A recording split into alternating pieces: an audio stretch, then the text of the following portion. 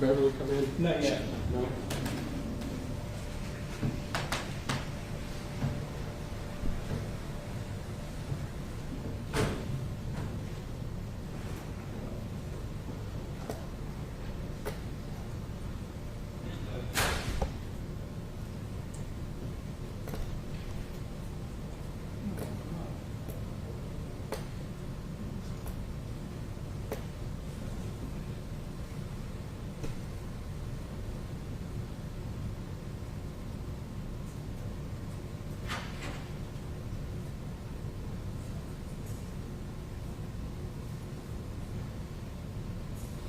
One time they said they were coming back here.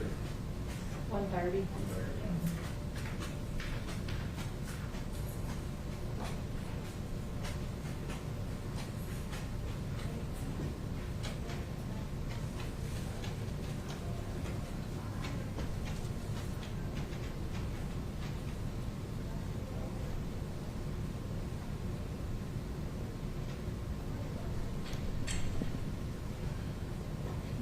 Do you have signal? Perfect. Okay. And I got my generator all ready to go.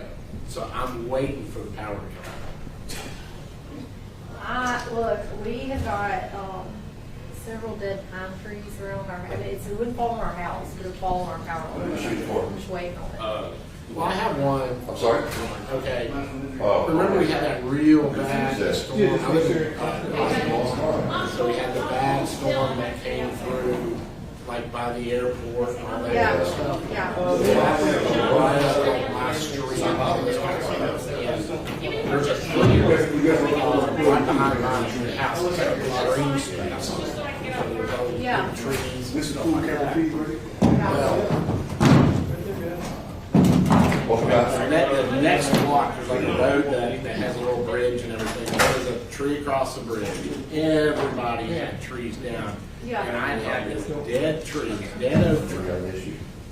that I was like needing to get taken Yeah, down. we had to work out. No, he's taking And I just sort of didn't do it. And I That's was a lot like, of money to, Yeah, that's cool. that's a lot, yeah. a bunch.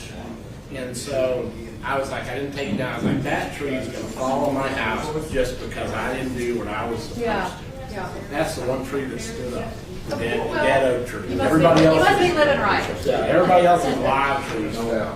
I'm just, that's what I'm waiting for. We've gotten several quotes, but we haven't gotten the cut.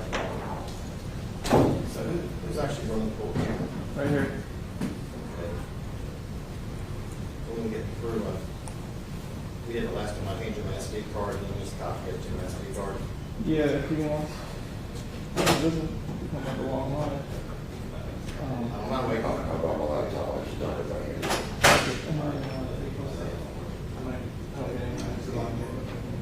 Sure, if I get posted, give that to you. Yeah. I don't see why not. Yeah, it's gonna be hard.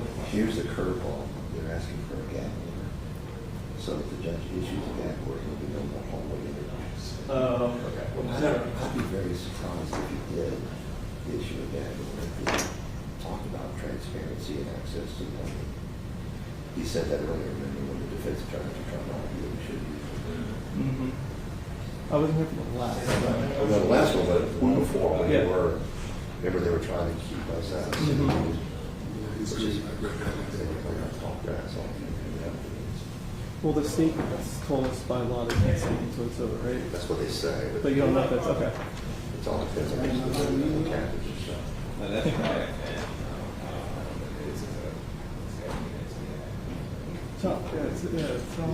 Yes. Okay. So yeah, let them know. Hey, tell them that. Thank you, and that's all. Thank you. Because if I be honest, they're not gonna like my response. I know they can hear me right now, so just give me a second. Everyone, we're doing an audio test. Is everyone plugged in?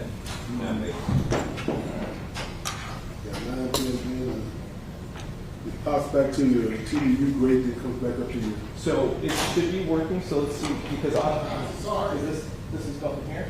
So which one are you? Left. So I would. Just changed it. Let's trouble that. We came up with it, didn't want to waste it. He is still the shooter, right? And he's just recording it. So he's not shooting, taking what his. Just do another cable, just test it out. Yeah, we got you. Okay, so first. I always appreciate your beer still looks good, by the way. Well, it almost went this morning. I was running a little late. It's hard for me to trim, keep it straight. And It's not easy being pretty, man. I understand. well, I didn't know the cameras were coming, or else I would You know, we all like cutaways, and you're our favorite. I would. I'm gonna have to get an NIL deal with somebody. So I You can, like, Shell gasoline, Little Caesars pizza. yeah. I got another one, stand by. Just a little product placement from I think we should. time to time. That's our motto at Ole Miss, best players money can buy. That's well. This one has more, so guys, what panels is power supply? About 1:30. 130. Yeah, you can lock it at one. No, of course not. Nobody wants you to Yeah, press here. When you're So what we're gonna do is touch and mask. man, I love that. What's your tie? You have a tie? I'm not 30 today. I'm kidding. I'm kidding. Oh, you're right. You're exactly right. Yeah, take a break. Yeah. Yes, I am. There she is. Hey there. And then we- Hey there, unless that's here for, is that your farm? Okay, let's see. How are you? I'm good. How are you doing? Good. Yeah, he got here way before, and I didn't know, so I just let him come on in. It was easy to take back down. He bought the So. first round of drinks, so we like it. Yep. And, I think it's okay. Okay. It's not recording the meeting. It's just there. I took the camera off. We did, I'm back there. I'm sorry, I'm just a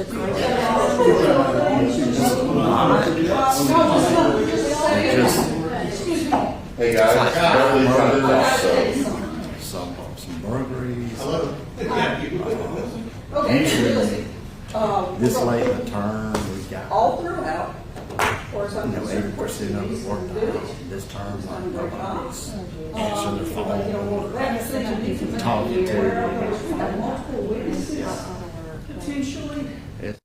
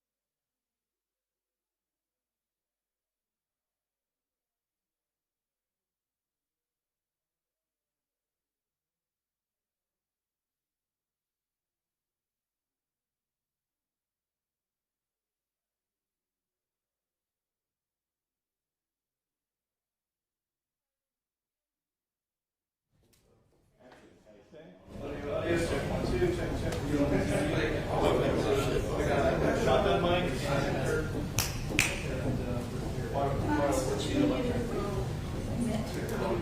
Okay, you're welcome. I knew y'all was coming. I wasn't sure you were here.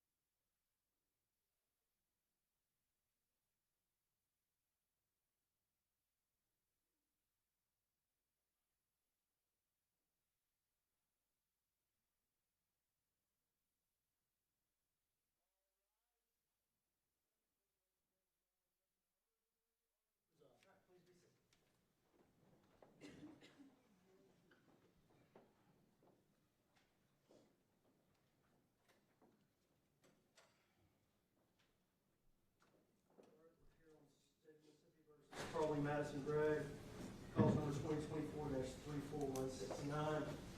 We're here by way of pretrial conference.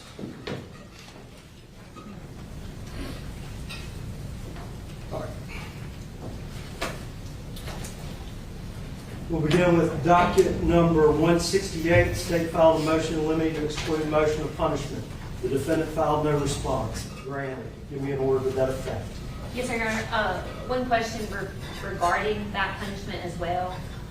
The attempted murder statute requires bifurcation both for guilt and sentencing.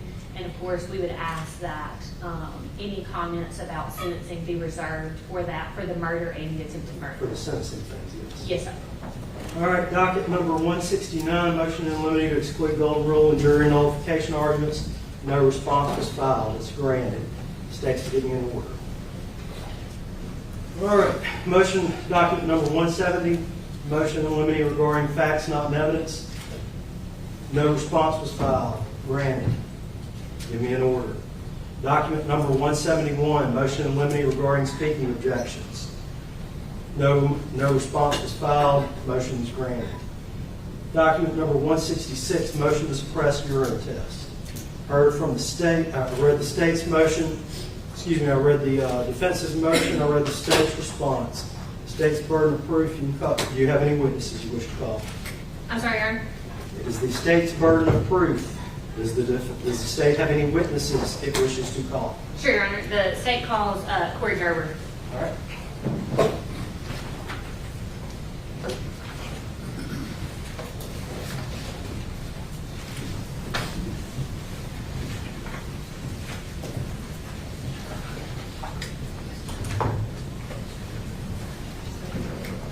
Swear or affirm to tell the truth, the whole truth, and nothing but the truth, so help me God. I do. Do you understand that you're not allowed to answer sworn answers after all the I do. You may proceed. If you would introduce yourself for the record. My name is Corey Gerber.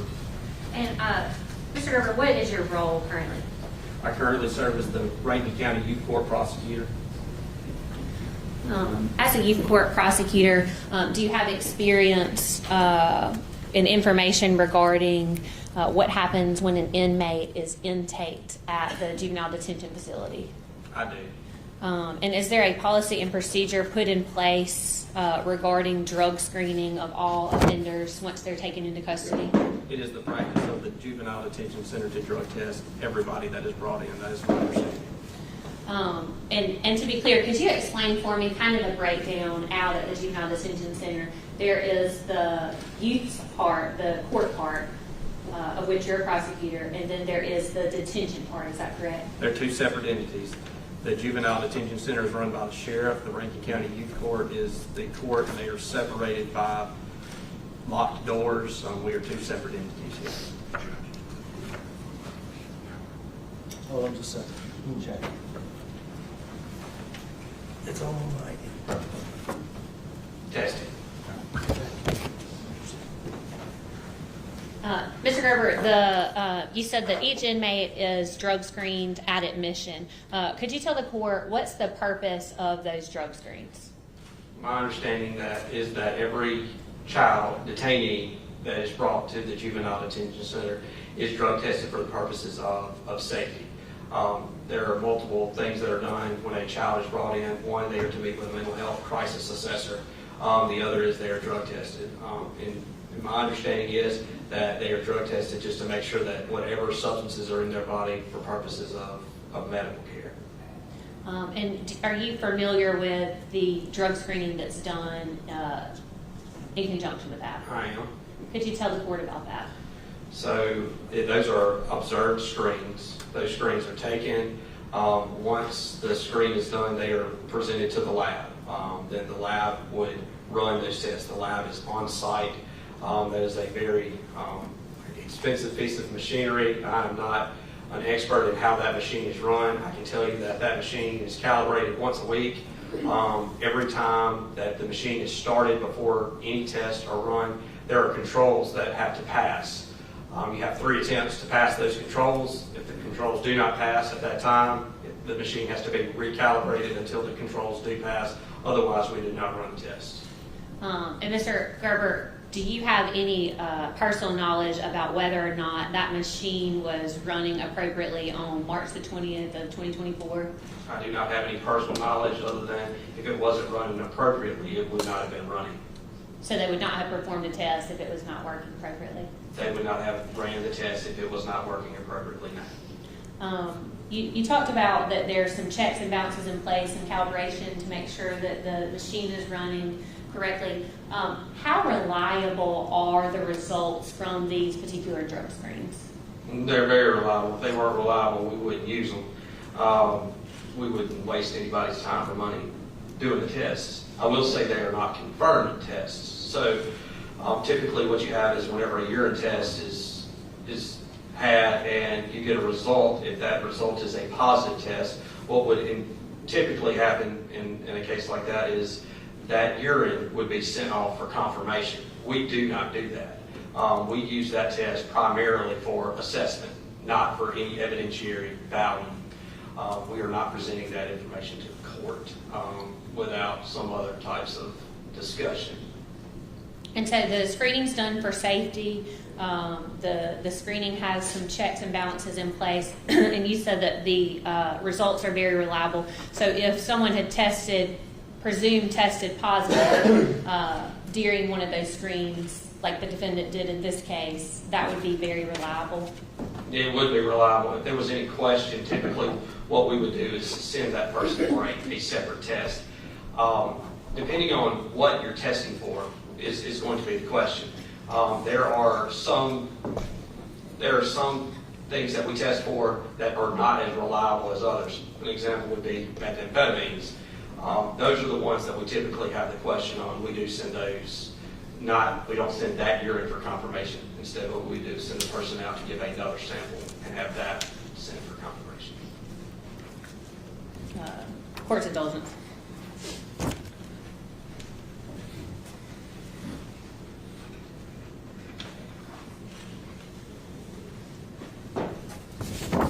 Mr. Herbert, with regards to the test performed by Carly Gregg, has anyone provided you anything to show that that particular test was not reliable? I don't recall seeing that test, nor has anyone mentioned that it wouldn't be reliable. No further question, Your Honor. Cross-examination. Thank you, Your Honor.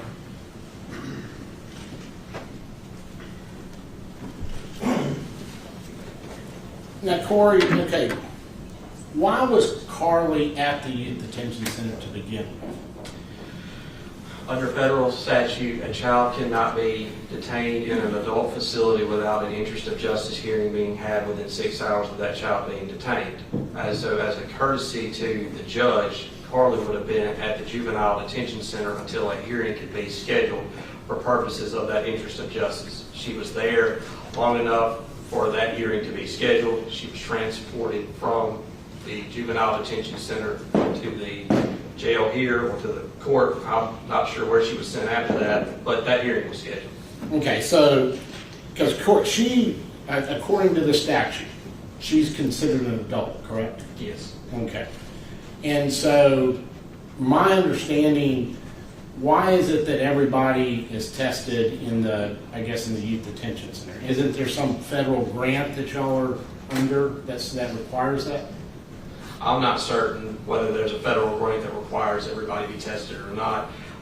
Again, my understanding is they are tested out there for purposes of safety issues, safety reasons. Okay, so she was only going to be held there for a few hours until she could be brought over here to Rankin County. As soon as the hearing could be scheduled, correct.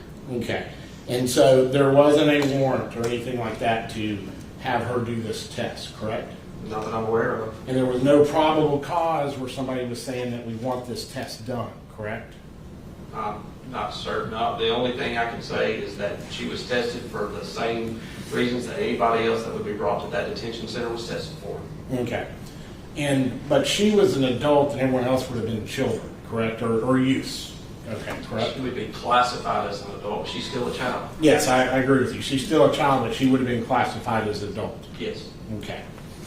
And so, now when you were talking about the test itself, and you said that it's calibrated once a week. Okay. Is there like a logbook that you have that says that it's calibrated? I don't calibrate it. I just know that the protocol of practice is that it is calibrated once a week, and that's going to be the first start, typically on Monday. So you don't know if these things are even kept. Is that correct? Oh, I don't know. I don't. I'm not the person running the machine. Okay. And the night that this happened, who ran the machine? I have no idea. Okay. And if I showed you the test card, would you be able to tell us who ran the machine? Yes. Okay. Yeah, approach the witness, Your Honor. Yes, you show it to counsel opposite. Anything we're going to show the witness, let's mark that identification. No objection, Your Honor. Can you mark that D1 for identification? Yeah, that's the test card that we have. In fact, that's the only document that we have concerning this test.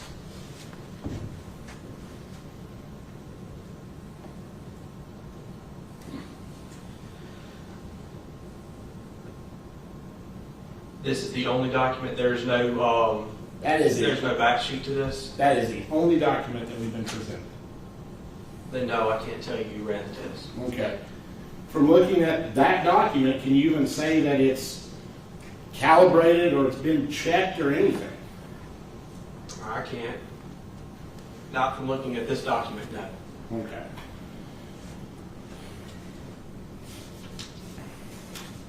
Now, do you, I guess, once these samples, I guess these samples are given, and you said they're taken to the lab, and the machine's in the lab, is that correct? That's correct. And then they're run at that, the samples run at that point. It is run once the machine is started. So a better answer for your question is that if the sample is taken at night and it's placed in the lab would be started by the person that runs the machine when they would get there the next morning, and then it would be ran in. So I don't know what time this was taken. I can tell you the date that it was taken based on this. It was collected on the 20th, according to this sheet, and it would have been ran the same day at 9:21. Okay. And when these samples are, I guess, run, what happens, I guess, is there going to be extra fluid? Or is it marked and then it's put in the, I guess you'll have a refrigerator or something? So yes, that we do have a refrigerator, but no, the extra fluid is disposed of. We do not keep the urine, not to my knowledge. Okay, so you run this test. So let's get back to this where you say you use the test for, because the test is for the youth court, basically. Is that correct? Well, it depends on the case. I mean, yes. I mean, if this child were to be a child under the jurisdiction of the youth court, this test could be used for multiple things. One, to give the detention staff an idea of what is in that child's system for purposes of maintaining the child at the juvenile detention center. The second could be for purposes of disposition. The youth court is a court of rehabilitation, and we want to address the whole child. So if I see this particular test, I can tell you that it's positive for cannabinoids in an amount of 237.7 nanograms per milliliter with the cutoff of being 20. That would indicate that this child has consumed some type of cannabinoids. We would want to know that moving forward for purposes of A&D assessments and possibly enrolling them in some type of program to address cannabinoid use. If there is a question as to whether or not this is accurate, what would happen at that point is we would send that child for something else. But these tests are reliable; they're just not confirmed. So there is no. I would not use this as an evidentiary test. Right, and that's what I'm getting at, is an evidentiary test to say that is actually what it is. That's not what you use them for, and that's not what they're designed to be used for, correct? That's not what I use it for. Again, this is just an assessment tool used by the court for purposes of disposition. In the event that there's no contest between the child or the person, the donor, sometimes adults get these tests. If there's no contest about what is found in these tests, at that point they can be submitted to the court. But I do not submit these to the court for evidentiary value at adjudication. And so where we're at right now is, you said they're calibrated. There's no calibration documents or anything that I provided you or that you have in front of you, correct? I don't have it, no. And you haven't provided me with it. And I think the only thing I gave you is a test card that was given to us. That's correct. Okay. And so that doesn't tell who did the test. It doesn't say if the other safeguards had been done on the test. It doesn't. Is the person even qualified who ran the test? We don't even know that, do we? I will tell you that there are only certain people that are allowed to touch that very expensive machine. They are all qualified to run it. But I can't tell you who did that particular day. As to your other question, it was collected by someone in the Rankin County Sheriff's Department. So that would be a detention staff. But I do not know who that would have been. That information can be gathered, but I don't have it.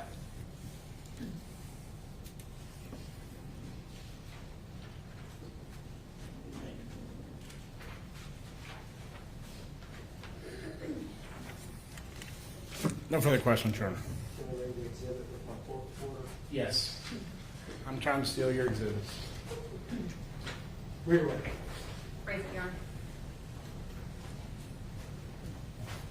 Mr. Gerber, as I understood it on cross-examination, you said these tests are for, again, safety and medical purposes for the detention staff as well as the donor? As well as disposition. In the adult world, that would be sentencing. We want to make sure that we have all the information available to us to make sure that the rehabilitation process happens. So they have multiple uses, yes. When the detention center finds someone is tested positive for a substance like Ms. Gregg did in this case, why is that important for them to know from a safety standpoint? Well, for example, if it had been fentanyl, we would have taken the child directly to the hospital. The other is we want to make sure that there's no interaction with anything else that's going on. I don't work in the detention center. I don't want to speak for them, but I mean, I think it's fairly obvious that we want to know if the child is under the influence of any type of drug while they're in the detention center. And if the child admits that they've used drugs, would that tend to corroborate the test results as well? Yes. Do you have any information that Ms. Gregg did not corroborate this test as you sit here today? No, I don't have any information. No further questions, Your Honor. Stand down. State may call its next witness. No further witness, just the argument, Your Honor. Defense have any witnesses that wishes to call on this issue? No, Your Honor. All right, argument by the state.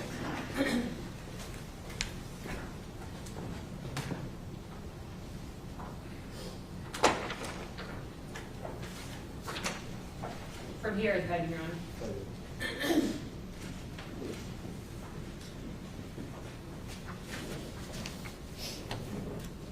The state outlined in our response and then filed an amended response. I want to bring that to the court's attention. Initially, we believed that the Juvenile Detention Center was under a particular grant through the OJJDP, which is the Office of Juvenile Justice and Delinquency Prevention. That federal grant does require drug testing. Upon communications with the Board of Supervisors, it's actually a different grant than we initially cited in our response. So I did file an amended response attaching the appropriate grant that does in fact require drug screens of all offenders at entry. Or that does require, drug screens, as well as the Rankin County Sheriff Department's Juvenile Detention Center Policies and Procedures 2.2F. Those were provided to me by the Sheriff's Department, which again outlined that each offender is screened there at the detention center immediately. It also outlines the policies and procedures that are to take place upon entry. These screens, as you heard from Mr. Gerber, are very reliable. The state is not attempting to use this screen for quantification, rather for presumption.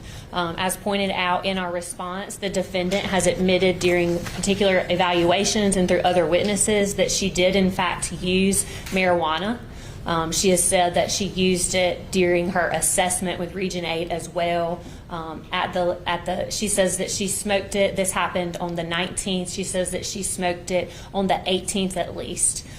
We believe that this information is certainly pertinent since she has asserted her right to claim an insanity defense. As this court's well aware, in cases such as Crawford v. State, once the defendant puts their sanity at issue, the door is thrown wide open for the admission of evidence of every act of the accused's life relevant to the issue of insanity or sanity and is admissible in evidence. That's Crawford v. State, 867 Southern 2nd, 196. Additionally, Mississippi Rules of Evidence 703 state that an expert can rely on facts and data that are not necessarily admissible in evidence. And so our doctor, Dr. Pickett, has relied upon Carly's admissions of using marijuana as well as this presumptive test to show that is and does call into question her mental state. As this court is also aware, voluntary intoxication is not a defense to murder. It does not entitle you to an insanity defense. And so we believe that 703 as well as Crawford and the admissions by the defendant make this test even more reliable. This isn't just a piece of paper that shows that she had marijuana in her system. We have the defendant herself saying that she'd smoked marijuana at or around the time of the crime, as well as additional witnesses that we intend to introduce. As outlined in our arguments, we also believe that this urine screen is akin to the DNA buccal swab found in Maryland v. King. There was a 3-part test. We believe that it's similar in that the Rankin County Detention Center's booking policies require that all offenders be screened, that urine sample is the least and minimally invasive drug screen that's available to them at the time. And as such, we believe that the drug screen itself should be admissible under Maryland v. King. Also as cited in our arguments, and what Mr. Gerber talked about today was that these tests are done for the safety of both the offender as well as the facility. And we believe that that record is actually a part of Carly Gregg's medical records. And because of that, and because of her claim of insanity, she has waived all medical privilege with regards to anything that might have to do with her mental state at the time of the crime. Specifically, we cite to Rule 503F of the Mississippi Rules of Evidence, as well as the cases outlined in our response. We ask that the state be allowed, that our evaluating psychiatrists be allowed to review and talk about the results from this urine screen as they do affect the defendant's mental state at the time of the crime. And then additionally, we would argue that if a search warrant was required, Holloman v. State would apply. In this case, it was a drunk driver who killed someone driving in a car. Law enforcement was on the scene. They observed the presence of beer cans, empty syringes, and bottle containing unidentified liquids. At the time, the person's blood was drawn, and also a urine sample was taken. There was the presence of methamphetamines and cocaine. This sample was taken without a warrant, similar to what we have here, and the court found that a warrantless search is permissible in certain exigent circumstances if it can be shown that grounds existed to conduct the search that, had time permitted, would reasonably have satisfied a disinterested magistrate that a warrant should be properly issued. And similar to Holloman in this case, the substances that were in Ms. Gregg's system at the time can dissipate over a period of time. And this screen was done on the 20th. She was brought over hours later, and we would argue, Your Honor, that if a warrant was if we had received a warrant, had to serve it on her and get an additional sample, that would be even more far removed than this sample was on the 20th rather than the 19th at the time of the crime. We would, of course, also state that, as pointed out, it's going to come into evidence that Ms. Gregg was using marijuana. And we believe that if it doesn't fall under the warrantless search and for the safety and within her medical records and the alternative, the state would argue that this would fall in the inevitable discovery doctrine. And admittedly, under that doctrine, you have to show that law enforcement, there was some misconduct, and that but for the misconduct, these items would have come forward. There's been no such misconduct in this case. However, there is a test that outlines when things would come into play if it was inevitably discovered, and we believe that's the same thing with a urine screen. Based on admissions by the defendant as well as other evidence, law enforcement had at the time in their possession illegal substances, the presence of the vape pens that they had seized from the house, and knew of the fact that there may be a potential for drugs to be in her system. We would certainly ask, Your Honor, to consider all of those exceptions and rule that the urine screen would be admissible for its purpose of showing that marijuana was in fact in her system and not for a quantitative state.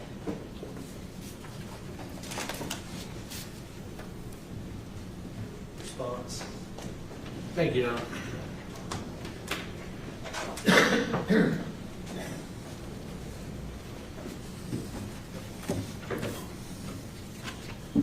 First of all, Your Honor, I'm just going to briefly touch base. The state brought up the fact of basically the indigent circumstance where you can draw blood. The Supreme Court of the United States changed that in McNeely, Missouri versus McNeely in 2013. You now have to have a warrant.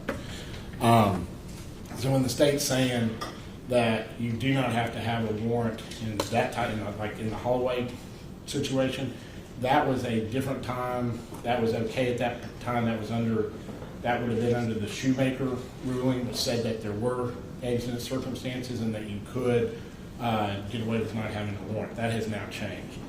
The one thing I want to say is that with this charge, Carly was charged as an adult, and she was taken to the youth detention center, and it puts her in a different status than most people that are going to the youth detention center.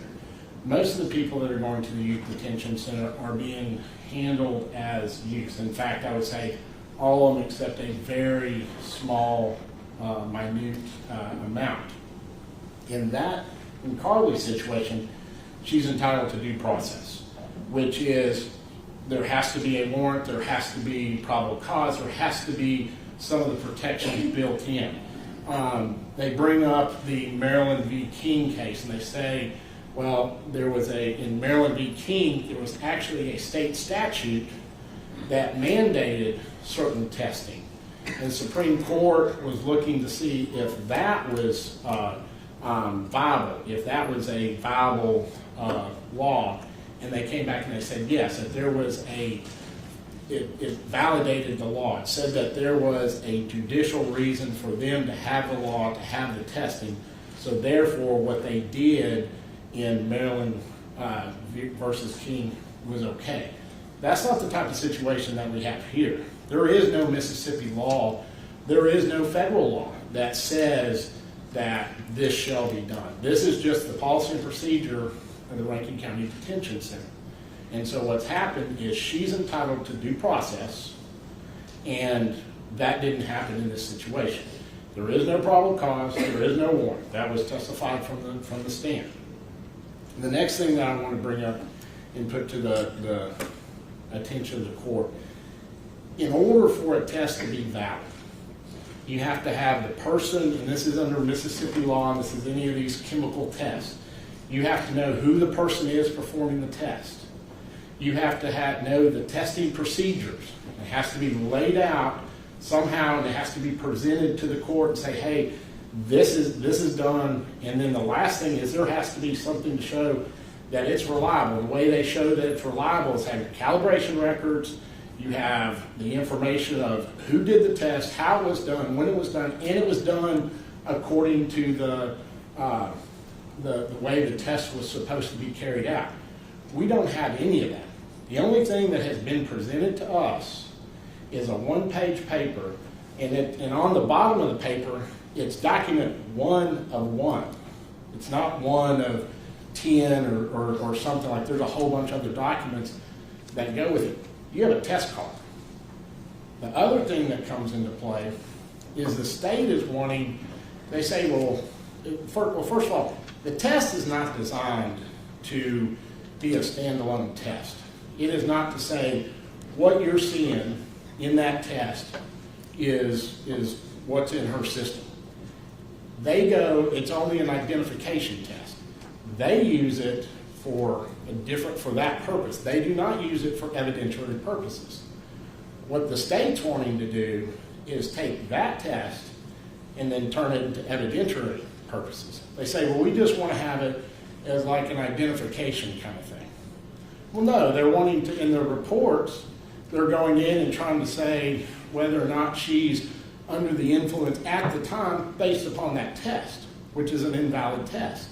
It does not show, it doesn't meet any of the requirements of being a valid test at the, by how it was done, who did it, was it calibrated, did they follow the protocols? None of that stuff. None of it has been provided to us.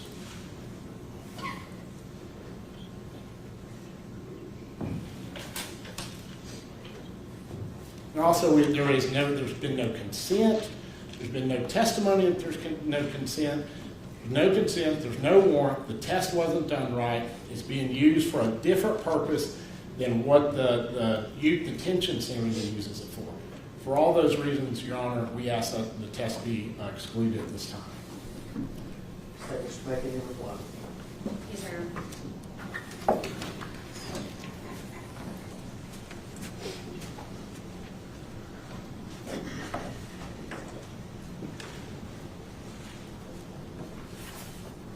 Your Honor, I believe that Missouri versus McNeely deals with warrants for blood draws, and in this case, we're talking about a urine screen. Also, Mr. Camp mentioned the laws in Mississippi and the statutes about calibration, and I believe what he's referenced it to is the implied consent law, which talks about intoxilizers, not the drug urine screens. Again, we believe that this does fall within the exceptions as cited in our amended response and also argued today. And more importantly, we believe that it falls within Ms. Gregg's medical records upon which she's waived any privilege to, as well as under Rule 703, and that our expert should be allowed to rely upon the presence of marijuana in her system at or near the time of the crime, including the day after the offense, to render his opinions regarding her mental state at the time. We ask that the urine drug screen not be suppressed in its entirety, Your Honor.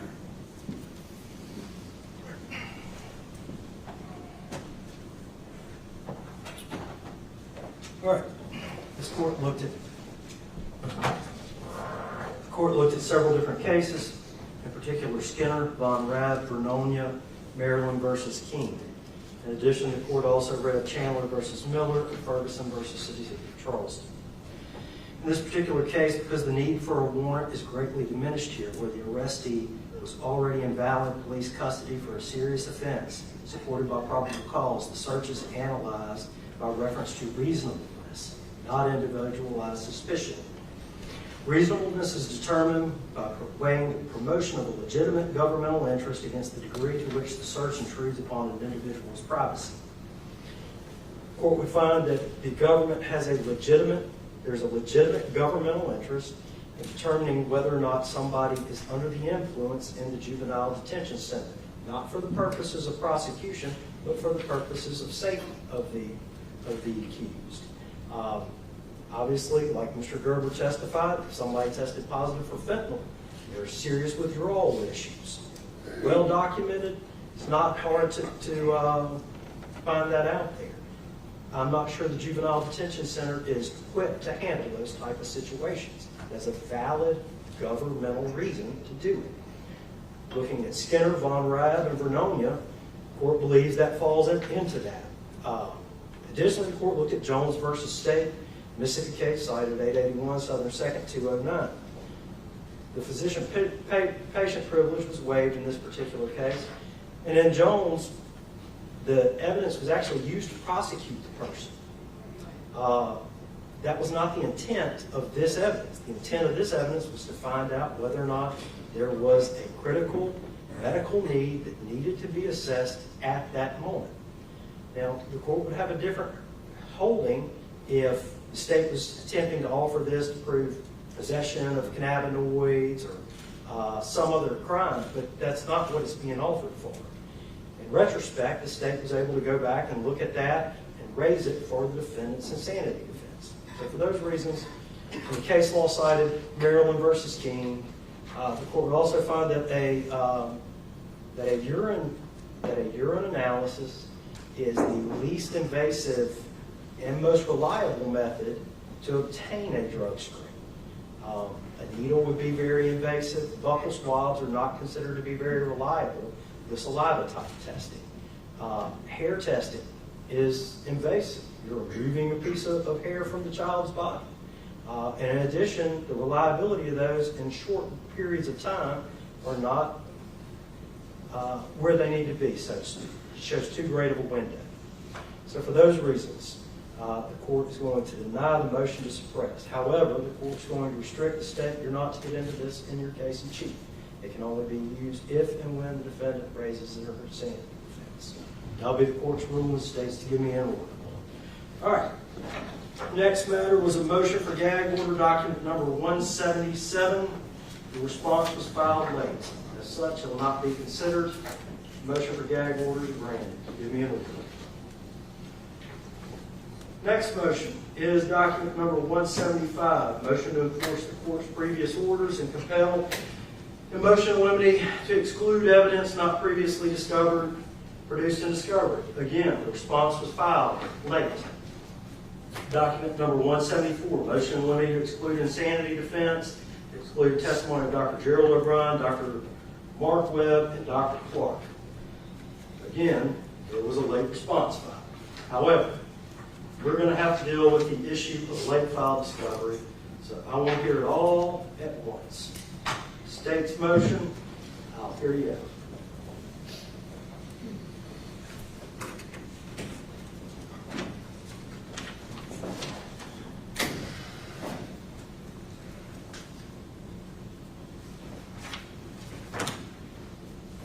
Court's indulgence, I'm trying to get it.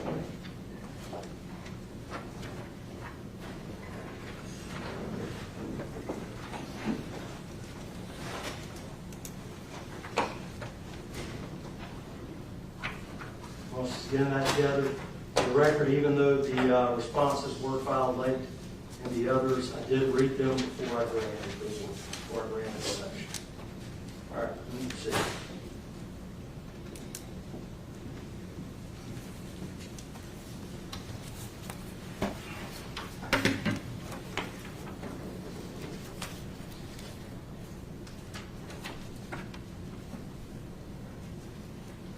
And I'll start with our motion to enforce the court's previous orders to compel a motion limited to exclude evidence not previously produced in discovery. This court entered an order directing both parties to exchange discovery that was in their possession at that time by August the 20th, 2024. I think I actually ordered y'all to do it 2-3 times before. That's correct, Your Honor. The last order regarding discovery said that all discovery within the party's possession, there was also an in-court hearing regarding that, was to be turned over or the possibility to be excluded. All right, let's start. So What are you trying to exclude? Which witnesses?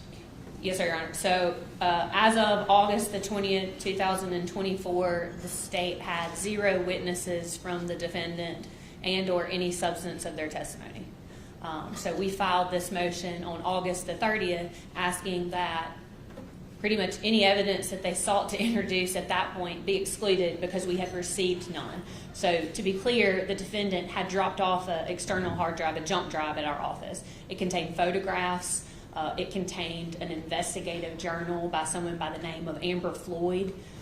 It did not contain anyone's testimony, anyone's information, and we were not provided the substance of anyone's testimony. During that same meeting, this was plea negotiations. The state had offered and asked, and quite frankly begged, for the names of anyone who would provide any information regarding the defendant's potential mental state at the time. We were not provided that information. However, the defense attorneys told us during that meeting that they knew the names of several teachers, as well as had a statement that the victim, the living victim in this case, Heath Smiley, had prepared, where they had sent him questions and he responded to those questions in writing, as well as other witnesses. We asked that be turned over on that day. It was not. We've asked that it be turned over subsequent to that, and it was not until September the 3rd that the state received a list of witnesses from the defendant. And I apologize, Judge. May I get that? You have a copy of it. Yes, sir. Of the list you received. Yes, sir, Your Honor.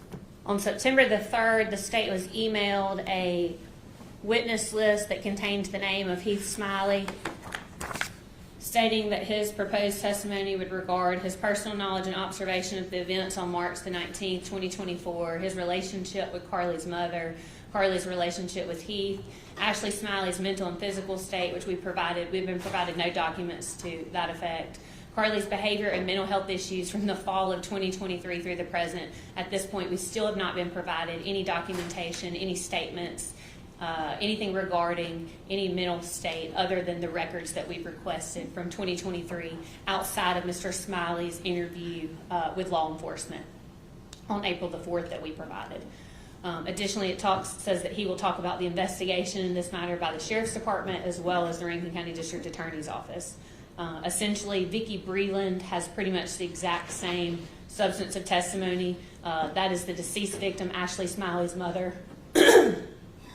Next witness is James Daniel Floyd. He is the brother-in-law of the deceased victim, Ashley Smiley. We have no substance of his testimony other than he will testify regarding his personal knowledge and observations regarding the events on March the 19th, 2024, and the investigation by the Rankin County Sheriff's Office.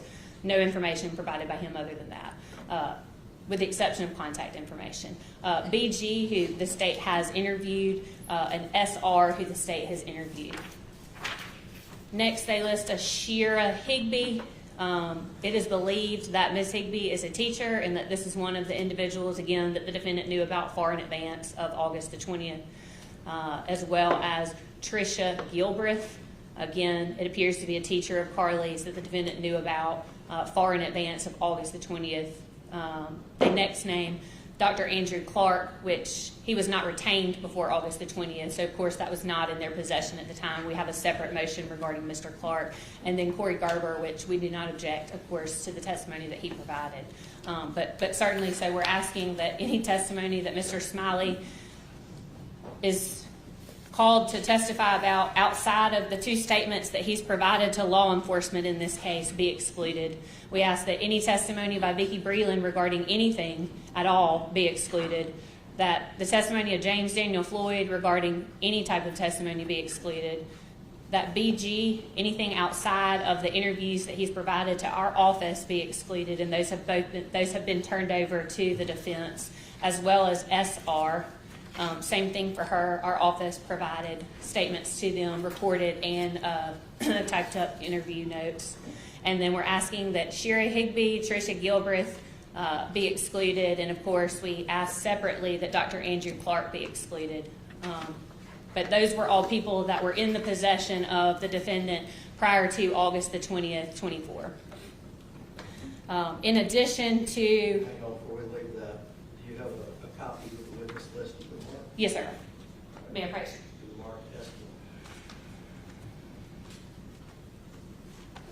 And Your Honor, for the record, I'm going to show it to them. I have the email where it was sent September the 3rd at 4:15 to our office.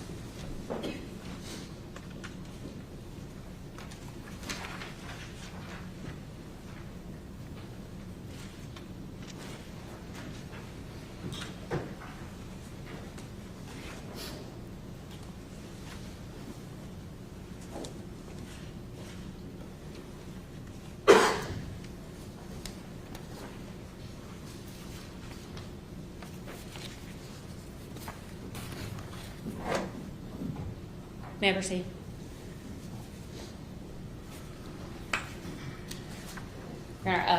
We, of course, outlined our arguments within our motion as to why we believe that those witnesses should be excluded. I mean, first and foremost, the fact that they violated this court's multiple orders regarding discovery, that by their own admission, they had this information and for whatever reason chose to wait till September the 3rd to produce it.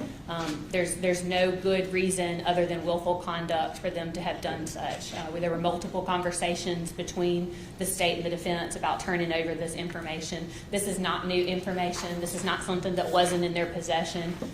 This is something that we certainly believe is akin to a willful attempt to hide evidence.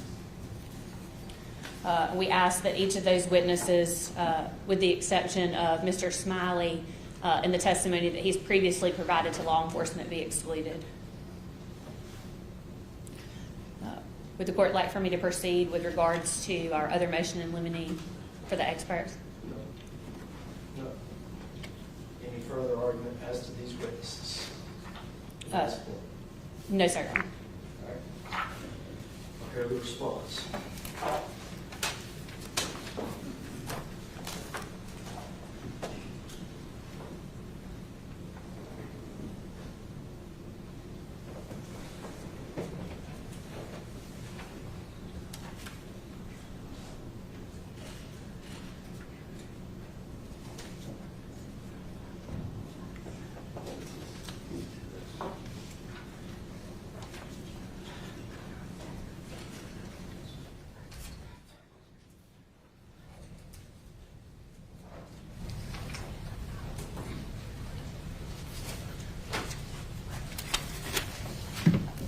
You know, we provided the state a witness list.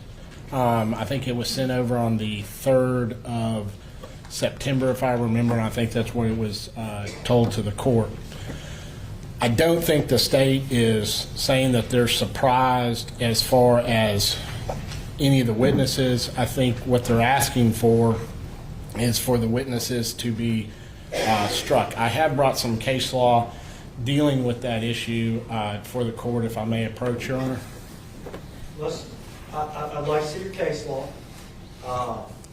Dealing with when we're talking about witnesses being struck and everything, Your Honor, the issue of witnesses not being allowed to be used, it gets into the issue of surprise, whether or not the other side is being surprised. Most of the time, in all the case law, it is either in the middle of trial when that's taking place, or right on the eve of trial. What about Page versus State?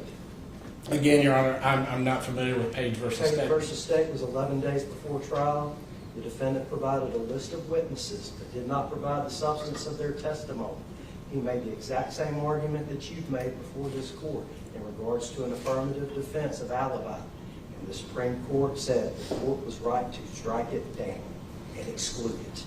Well, my understanding following in looking at the case law as far as, I guess, what has been provided and everything, most of the witnesses that we have are witnesses that we have gotten from the state. Okay, the Supreme Court's also dealt with that. There is no exception.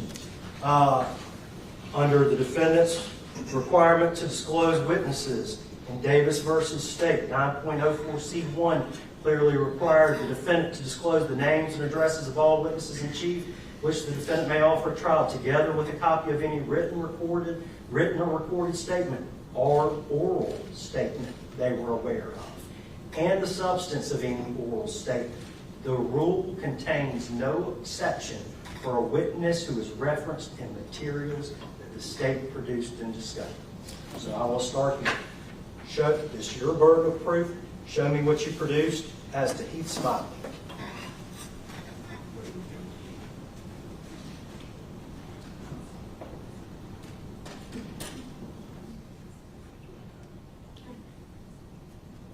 We don't have any written statements from Heath Smiley.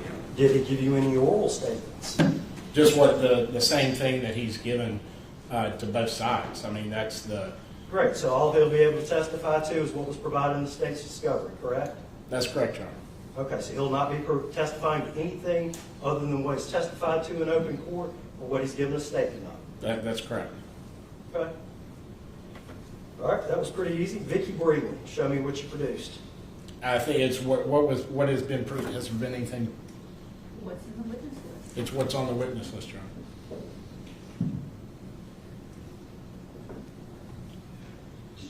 There were no written statements from her. It's not just written statements. There was no. And you practiced law here for 20 years, you know this. You know this. They told you something, you have to turn it over. So if Vicki Breedland said, hey, I knew A, B, C, D, she doesn't necessarily have to write it down. You have to tell them about it. Y'all show me what you produced. Is there anything else that you produced other than what's on S1? No. James Daniel Floyd. Show me what was produced other than James Daniel Floyd. It would be the same, Your Honor. There's no written statements or anything. It'd be. What about oral statements? Did he give an oral statement that would be relevant? I'm sorry.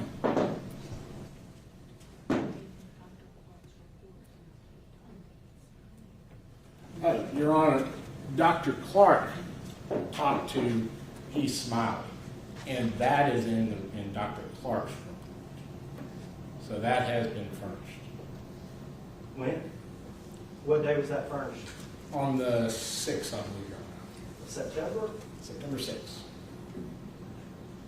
17 days after the fourth discovery deadline the court did? Yeah, it wasn't a conversation I had with Heath Smiley. That has, we're just bringing to the court's attention that those statements are in Dr. Clark interviewed Heath Smiley. I was not present. Okay. BG. What was produced in relation to BG? I guess the same thing that is on the All right. SV, SR. same thing? Same thing.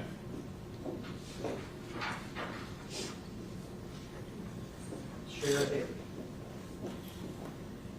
Same thing, Your Honor. Tricia Gilbert.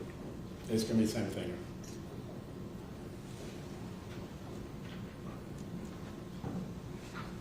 Okay. Let's take Tricia Gilbert for example. And I understand your disadvantage, Mr. Kemp. It seems that you didn't do the discovery. I did not do this. I did not do this list. I have not talked to these witnesses. These witnesses, I am dealing with other witnesses in other part of it, so I'm not familiar with it. Okay, so let me ask you this. Even though the rule prohibits this, the court's going to require 2 attorneys to respond to this, okay? So I'll let Ms. Todd take this, all right? Is that fair? Did Ms. Todd deal with these witnesses? Yes, Your Honor. Okay, thanks. Your Honor, Hold on just a second. As to Tricia Gilbert, what did you turn up? Your Honor, during a session I had in the DA's office with Ms. Newman and Ryan Berry, I relayed to them that the oral statements that the teachers had made to me during that session. In fact, it was even referenced. In their expert report, which we got last night at 6:30 p.m. Our expert report. We'll get to that. Yes, sir.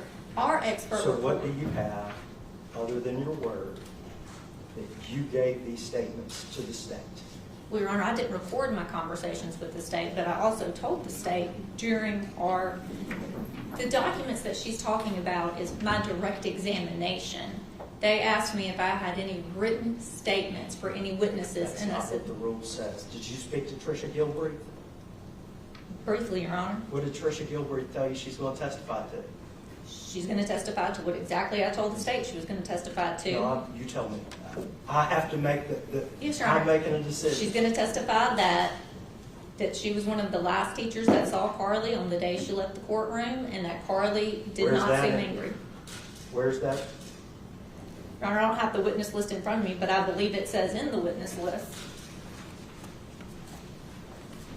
Thank you, Your Honor. Your Honor, in the witness list, it says that she will be regarding her personal knowledge and observations from Carly from the fall of 2023 to March 19th. Carly's behavior and demeanor during the fall of 2023 to March 19th, 2023, based on her personal knowledge of Carly's relationship with her mother, Carly's personality, and her relationship with Heath Smiley, and Carly's performance in her classroom. That's exactly what she's going to testify to. And the reason we took it back to the fall is it shows you what, that she's had Carly in her room for that long. She knows what she's like. So what did she tell you that you intend to elicit? I just intend to elicit that when Carly left the classroom that day, she did not notice anything that seemed Carly was upset, that Carly was angry, or that Carly had anything but a positive relationship with her mom. Where is that in there? Your Honor, the state sent us the same stuff in their witness list. I had this conversation with the state in person. I didn't feel the need to write it all out again. Okay. So you don't have any proof other than what you say as to Tricia Gilbert, I mean, I could call Ryan Berry if I needed to, but no, Your Honor. He's a lawyer, he's not a witness. Well, But if you feel the need to, I mean, I'm not going to stop you. But that's not, how's that relevant? How's what you just said relevant?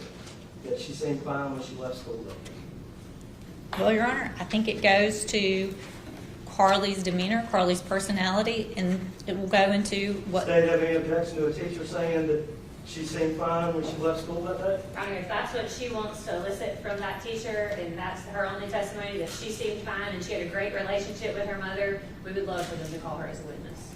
All right, nothing other than that. That's Let's all go right. to the next witness. Okay.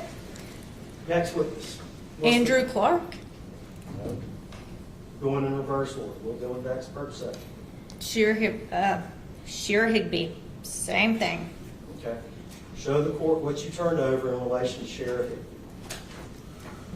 Higby. The same thing that's listed here, that she anticipates that she'll testify regarding her personal observations of Carly from the fall of 2023 to March 19th of 2024, Carly's behavior and demeanor from the fall of 2023 to March 19th of 2024, her relationship with her mother, Carly's overall personality and performance in her classroom. All right. Well, what's she going to testify to about the relationship? Exact same thing to what the other teacher will testify to. Well, let's articulate it clearly. Okay, to articulate it clearly, Your Honor, she'll be testifying to that she's known Carly and had Carly in her classroom for the better part of a year during the 2023-2024 school year. She saw Carly on the day of March 19th, that she has known Carly and her mom for quite some time, that Carly is a good student, a good kid, not a troublemaker, not a troubled kid, and that... That's a lot of character evidence for what particular pertinent trait? Your Honor, I think it goes to what the state will be trying to introduce as Carly having some troubled child with a history of violence, which is just not true. State have any objection to the witness testifying that that witness taught her that year, she saw her on that day, that she's a good student, a good kid, not a troublemaker, not a troubled kid?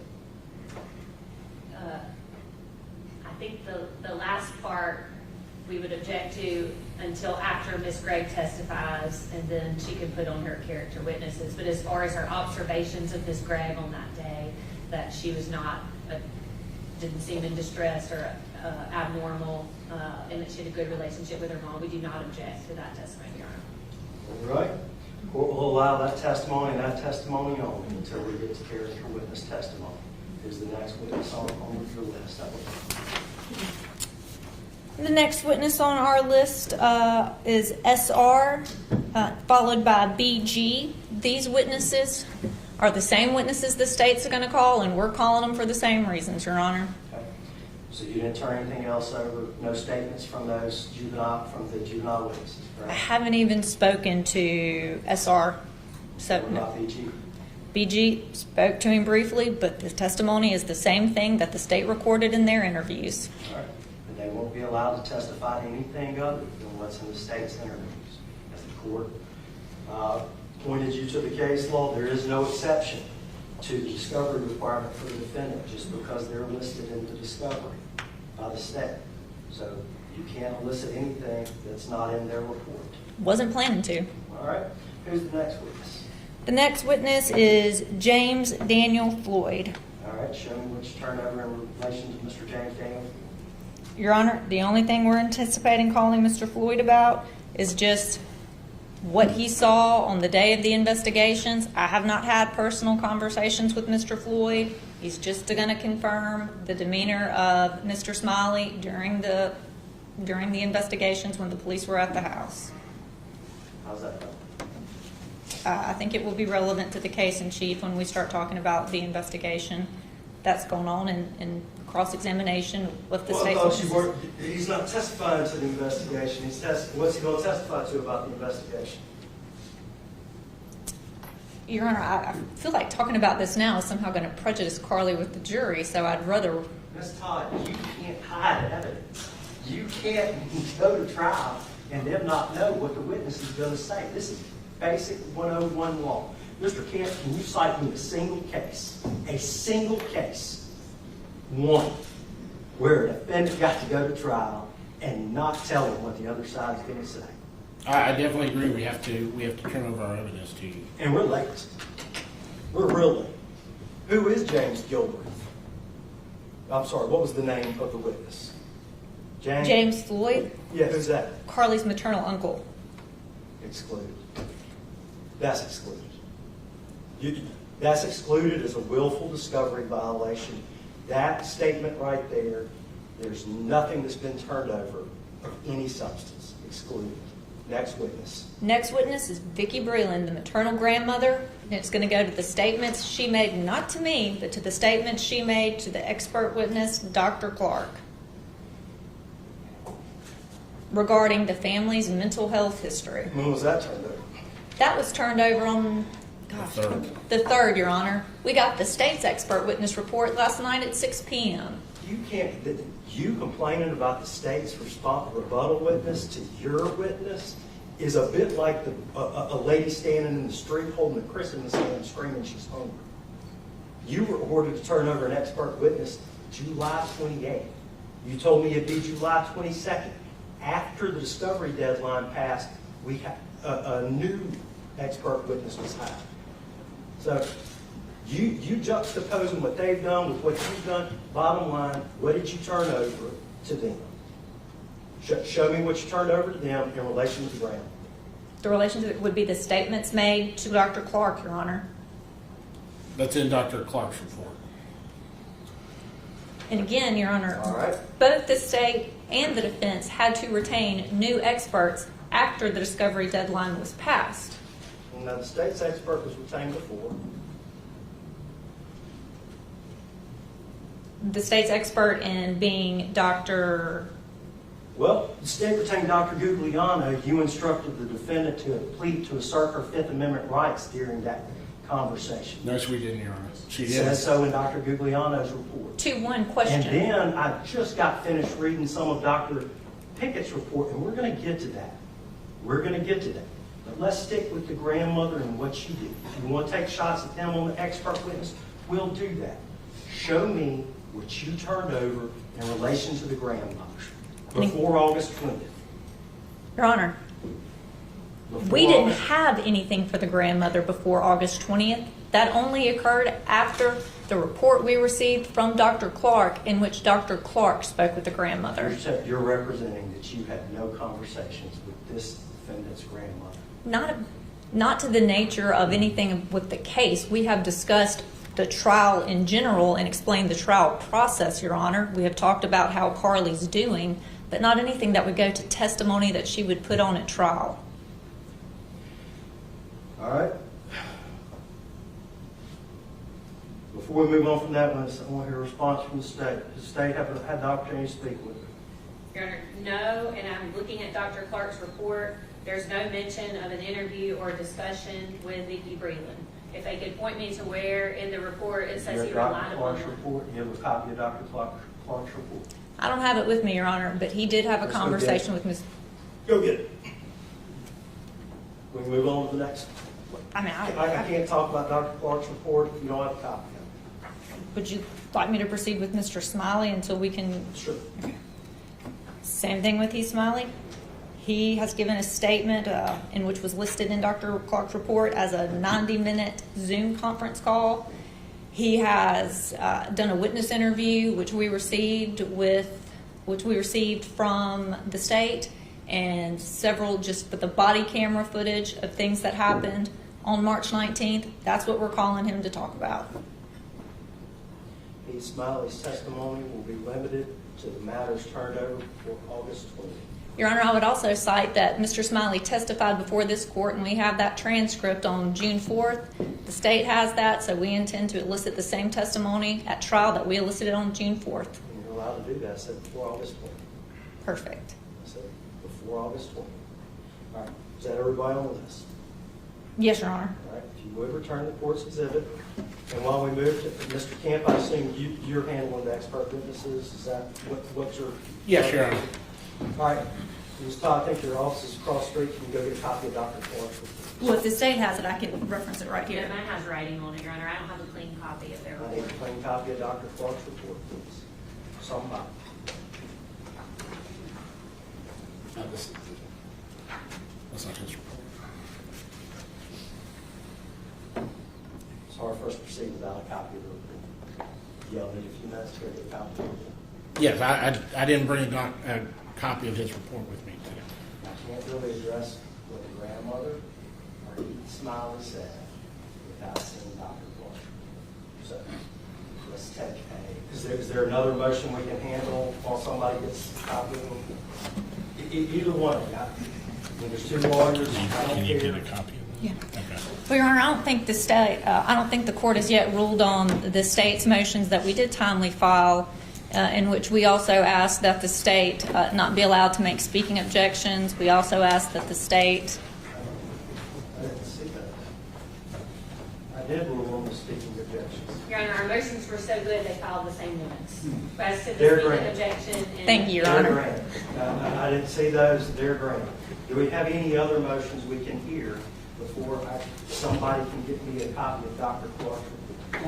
We can do we have our cursory motion to move it down to the youth court that we filed sometime before. I'll be happy to hear that. Can we work on getting Dr. Clark's reports? Somebody, anybody? Yeah. Your Honor, may I address briefly the substance and just cite the court to the attachment that I filed, which shows that we were missing each statement, the teacher's names and substance of their testimony, Dr. Webb's report, and potentially a journal of Ashley. That was on August the 20th when we signed for it, so they knew at that time that we did not have the teacher's names or the substance of their testimony. Is there an alleged journal of Ashley Smiley? We do not have a journal of Ashley Smiley. Does anybody have an alleged journal of Ashley Smiley? I don't think my understanding, we don't have it. We do not have Where it. did that come from in Dr. Pickett's report? I've been able to read about 17 pages of Dr. Pickett's report. He references the journal of Ashley Smiley. Who gave him? I don't think Dr. Pickett just made up the journal, did he? We didn't provide Dr. Pickett with anything. So if he's that would have been something that the state gave him. That's not. All right, let's take a 15-minute recess. Y'all go get Dr. Clark. 15-minute recess.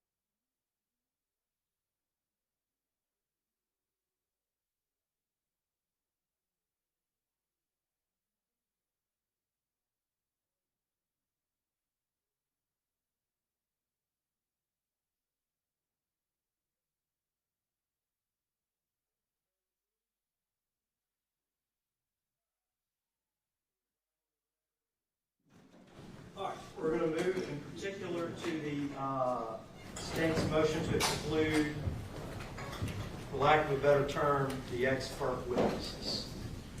All right, as I appreciate it, state wishes to exclude the report of Dr. Gerald O'Brien, is that correct? That's correct, Your All Honor. right. Defense doesn't have a report for Gerald O'Brien, Don't correct? have That is correct, Your Honor. All right, so you confess that, correct? There has never been a report. Okay.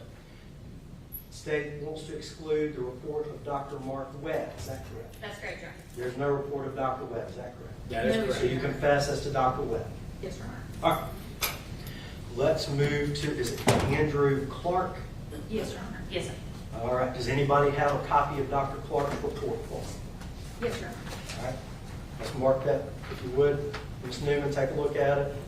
If y'all agree that's the report you received, let's mark it D1.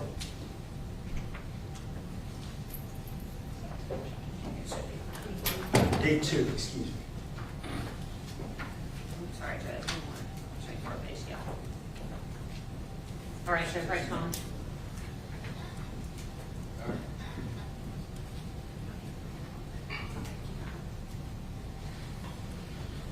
All right, this is the state's motion. I'll hear you out. But was there anybody else that we did not touch on? No, sir. So Dr. Clark, correct? That's correct. Here you go.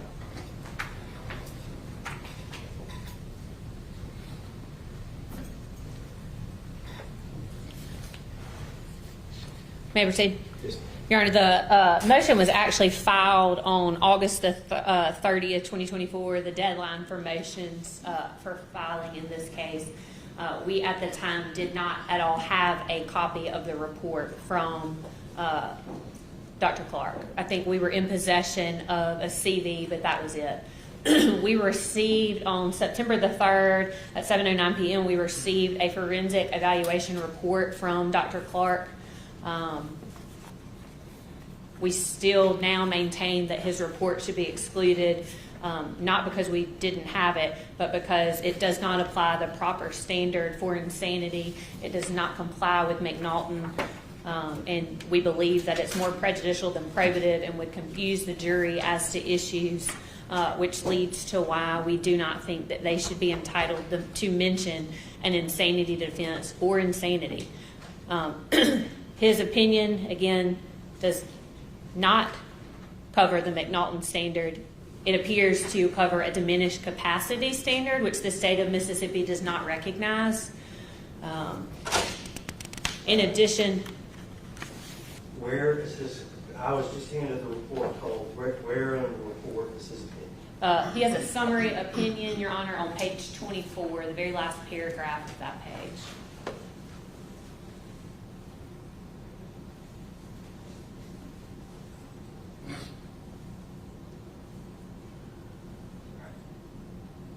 I apologize for interrupting. That's right, Your Honor. We believe that opinion is in reference to a diminished capacity standard upon which the state of Mississippi does not recognize.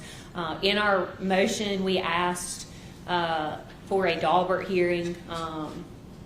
I do not see Mr. Clark in appearance. I don't know what he looks like, but I asked defense counsel if they intended to have him here before trial, and I was told he was not going to be here. So again, all we have to rely upon is his report, where in fact he does not cite to the proper standard for McNaughton. There are plenty of cases within this state that have excluded similar testimony when it is confusing to the jury. And again, this might be proper for something at sentencing, if I don't want to put the cart before the horse, but if the jury were to find her guilty when the state then requests for a sentencing of life, this might be appropriate for that, but it is not appropriate for comment in front of the jury at any time prior to that.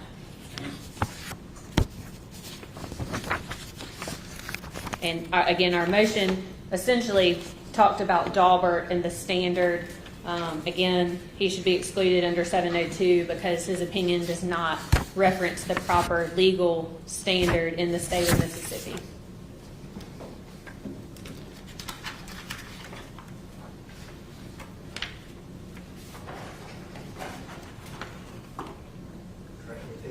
No, sir, Your Honor.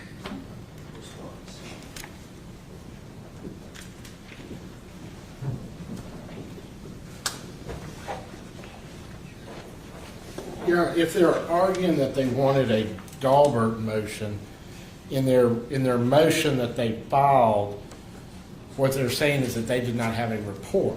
And so, based upon not having a report, that there weren't any foundations or anything laid at that point. The report was given to them on September 3rd. There's not been an amended issue on this. We have not been put on notice or anything that his report did not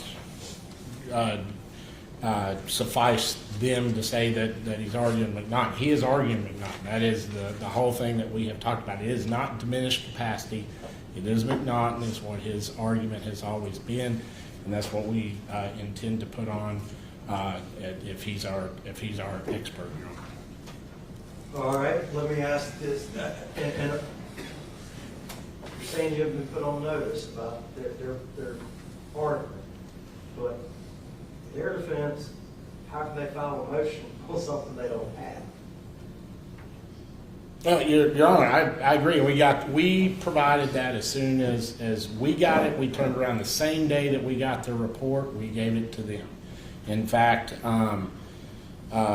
I think Dr. Clark did his evaluation on Thursday, and then within a few days had his report, and we provided it to them. That was done as quickly as we possibly could.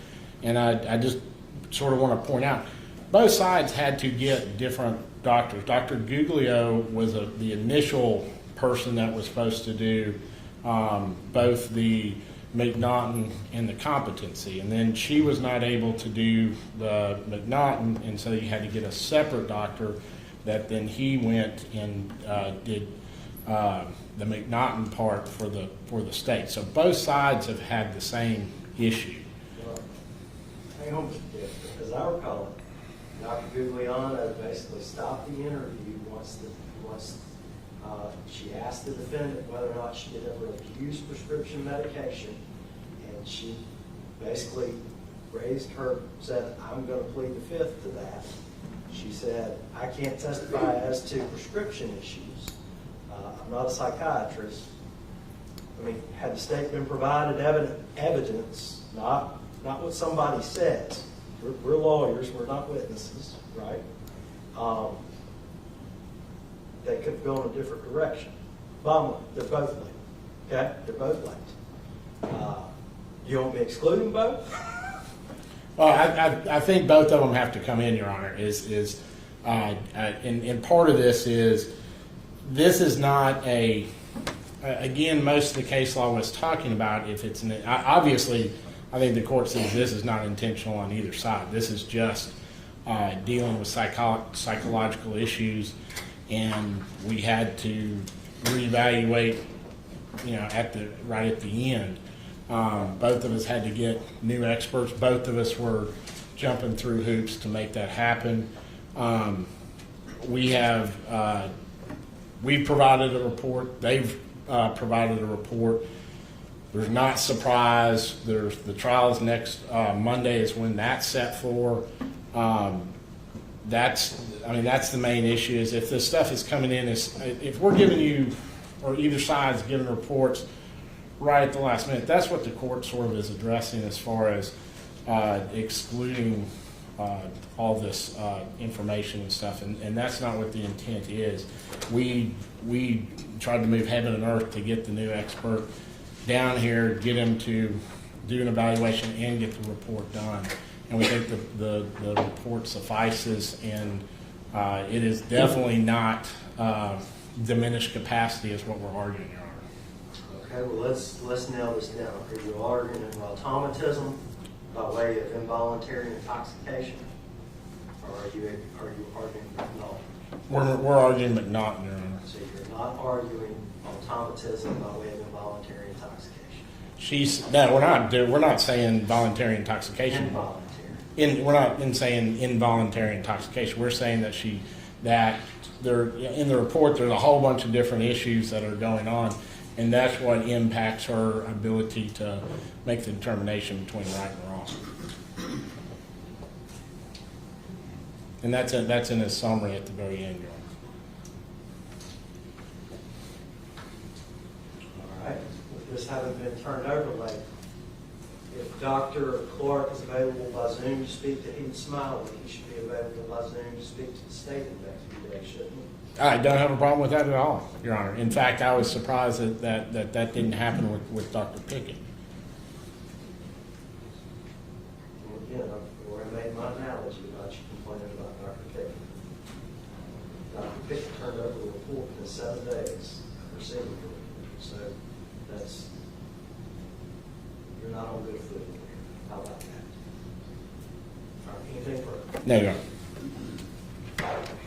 All right, reply by the state. For clarification, we have permission to talk to Dr. Clark That's what I'm about, getting to. Okay. Which the podium. I'm sorry. All right, by way of reply, let's start here. What's the state's objection to you being able to speak to Dr. Clark, even if it's by Zoom or whatever, in order to try to alleviate the late discovery?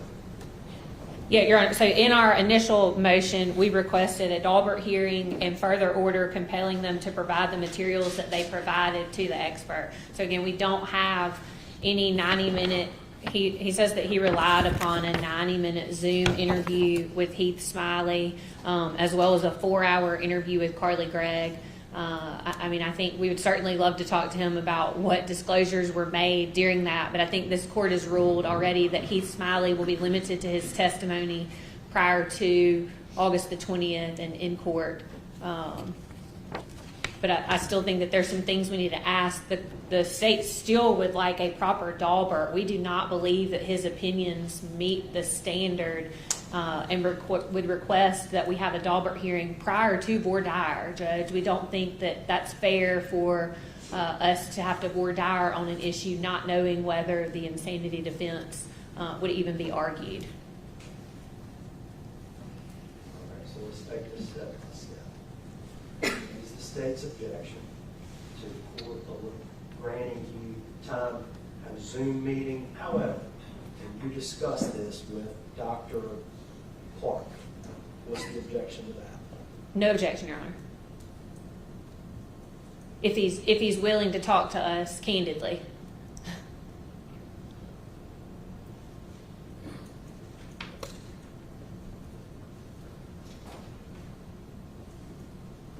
All right. Is there anything else in Dr. Clark's report that you've not received?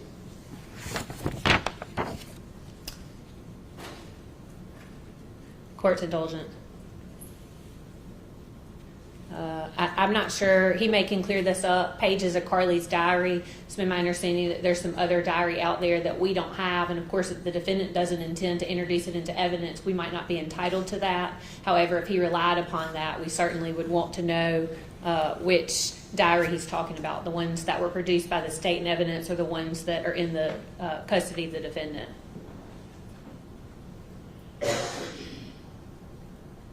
I'm completely lost here.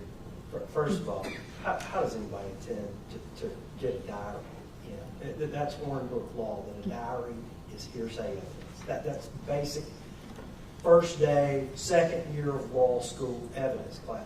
How do you propose that you're going to get a diary into evidence? Of the defendant? Her own statements? Never mind. Okay. Excuse me. Yes, sir. Okay. All right, so all you have is a diary of the defendant, Carly Gregg, correct? So, Your Honor, we produced some of Carly's diaries in evidence. Law enforcement sees some. It's our understanding that the defense is also in possession of some additional diaries that they took out of the home after law enforcement left. And granted, does the defense have some diaries they intend to that they gave to Dr. Clark? no, Your Honor. Everything that was given to Dr. Clark was from the state's discovery. Okay, so it is only the defendant, Carly Gregg's diaries, correct? If that's what they're saying, the pages that were produced in discovery, if that's all he relied upon, that's fine. We just wanted to make sure that we know what he's relying upon. Yes, sir. So there's no other diaries by the state, No. by the defense? No. All right, so there's no diary of Ashley Smiley by the state? The state did not produce a diary of Ashley Smiley. The defense emailed Dr. Pickett on August the 22nd a typed what they had labeled Journal of Ashley Smiley, and that's what Dr. Pickett was relying upon in his report. Does the defense have some purported diary of Ashley Smiley? Your Honor, it's a visitation log that I labeled journal, but it was turned over the day I received it to both Dr. Pickett and Ms. Newman was CC'd on the email. So the day I got it in my possession to send to Dr. Pickett, it was sent to the state. And Your Honor, I apologize for talking over. We are in receipt of that. We're not alleging that we're not. Whose journal is this? Allegedly, Ashley Smiley's. Okay. Where did you receive Ashley Smiley's journal from? Your Honor, it was in a packet that the family brought to me that had divorce proceedings and those type documents in there. It's a visitation log that she kept that had various issues written in there. So the day I received it and found it, I gave it to the state and Dr. Pickett, the state's expert. So we have an expert relying on unauthentical, on hearsay if hearsay is not able to be authenticated. Double hearsay that can't be authenticated.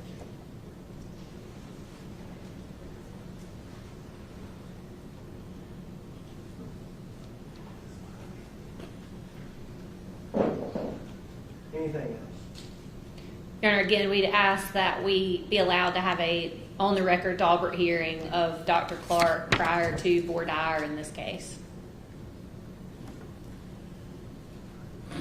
Mr. Kemp, is there an objection to the state having a Daubert hearing before trial? Your Honor, if they, I guess after talking with Dr. Clark, if they still want to do that, I don't have any objection to doing a Daubert hearing if they need it. Hopefully it can be resolved by them talking with Dr. Clark to clarify that he is doing McNaughton. If he's doing McNaughton, I think that answers their question for him. It's not diminished capacity. All right. Anything further from the state? Yes, sir, Your Honor, that Dr. Clark not be able to amend his findings subsequent to our conversation.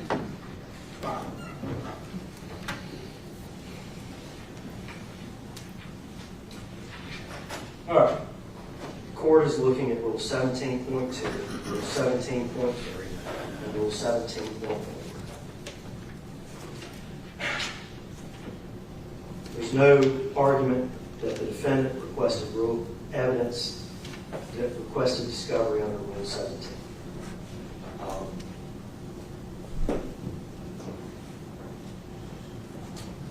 The fact witnesses in this case that were proposed are wholly different than the expert in this court's view. I believe I understand what happened with Dr. Webb. The defense can't help but I don't think Dr. Webb was able to give you what you need or what you wanted. You were put in a scrambling position. So you obtained an expert who got it pretty quick. However, the state's right. There are things where he wants, these experts are relying on double hearsay that can't be authenticated. Now, experts can rely on some hearsay, but you have to be able to prove some reliability. I have to be frank, a journal that miraculously appears at the 11th hour is suspect. This is what the court's going to do. Today is September 10th. If the defense intends for Dr. Clark to testify, you need to arrange sometime tomorrow that a Zoom conference can be held so the state can question Dr. Clark. We will meet back here Friday morning, the 13th, and we will have a hearing. If the state wishes to exclude part of it, file a written motion. If you still believe that it is diminished capacity, we will look at it. This case follows the state follows 250-year-old law in regards to insanity. I believe it is a very wise decision that we continue to follow that 250-year law. It has stood the test of time. This court is not going to be a trailblazer. However, there will most likely be, I'm not putting the cart before the horse, but if the jury does not acquit her, there will be a sentencing phase. I expect diminished capacity can be used in the sentencing phase. So while diminished capacity may not be necessarily admissible during the guilt phase, it would be admissible during the sentencing phase. And Dr. Clark be here for a Dahlberg hearing if necessary on the 13th. To the defense. If needed, Your Honor, we can get in here. Okay? All right. This is what the court is looking at. The court found there was a discovery violation. However, as Dr. Clark, the court is not inclined to exclude the witness at this time. The court is looking at Rule 17.4, the effect of failure to comply. A, granting a continuance or assessing costs against the appropriate attorney or party.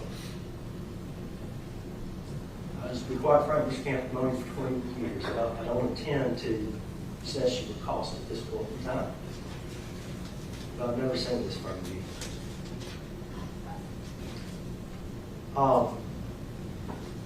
If I have to grant a continuance from the 16th, I can continue it to the 23rd.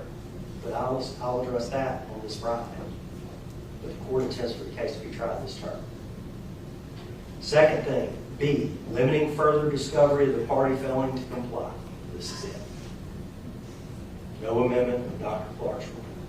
We're going to ride the horse we brought. Finding the attorney failing to comply in contempt. Or excluding the testimony of appropriate witnesses. Sending to the defenses.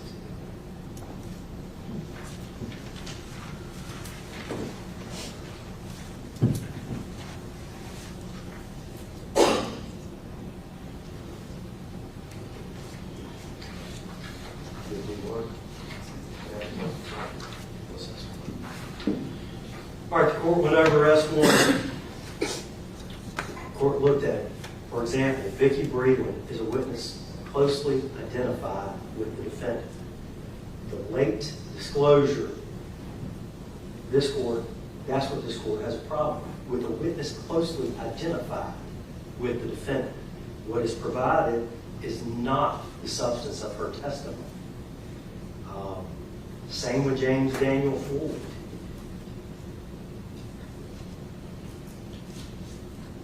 What the rules are concerned with is not a listing of witnesses. Nowhere in the rules does it say provide a list of witnesses. It says provide the name, the address, the substance of the testimony, written, recorded, or oral otherwise. When I look at Vicki Breedland and James Floyd, Shara Higby, Tricia Gilbert, those are witnesses closely identified with the defense. For those reasons, the court stands by its prior ruling. Heath Smiley. Mr. Smiley has made it very clear that he wishes to stand with the defendant. That's a witness, closely identified with the defense. It will be limited to everything he's testified to before or the statements previously provided by the state. As to Dr. Andrew Clark, the court is going to delay its decision, allow the state time to interview the witness, prepare any objections that need to be made, or conduct a discovery hearing. The court believes that's a fair way to allow the defendant to put forward her evidence, whether it be in sentencing or in the guilt phase. But that's going to be the court's ruling right now. We will reconvene here this Friday, the 6th, at 9 a.m. I expect at that time for the state to announce either you're prepared to proceed or we're not prepared to proceed. If you're not prepared to proceed, why are you not prepared to proceed? And what in particular will you need to proceed? All right? The second thing the court will be looking at is a Dahlgren-style hearing, if required. We'll be looking at, is this diminished capacity evidence, or is this McNaughton evidence? And I'll hear arguments as to why it's diminished capacity or why it's McNaughton at the time. All right, is there anything I would make clear for the state? All right, just to be clear, the Friday the 13th, right, this Friday? Yeah, I'm sorry, I said Friday the 6th. Yes. Friday the 13th, Thank excuse you. me. Worst day I can imagine how to hear. Friday the 13th. All right. Is there anything I've been clear on, Mr. King? No, Your Honor. All right. Were there any other motions by the state? Court's indulgence.